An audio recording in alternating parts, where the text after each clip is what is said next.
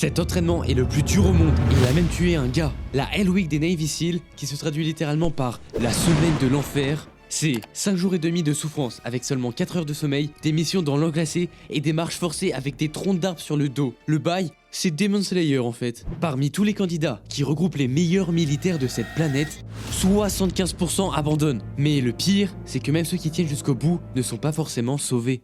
C'est ce qui est arrivé à Kai Mullen, un militaire de 27 ans qui a réussi à terminer la semaine de l'enfer. Et pourtant, 8 heures après avoir fini, il est mort. Son corps était à bout, ses poumons étaient remplis d'eau à cause des entraînements en mer et il était dans un état d'épuisement extrême. Alors voici les 2 techniques ultra puissantes qu'utilisent ceux qui ont réussi la semaine de l'enfer.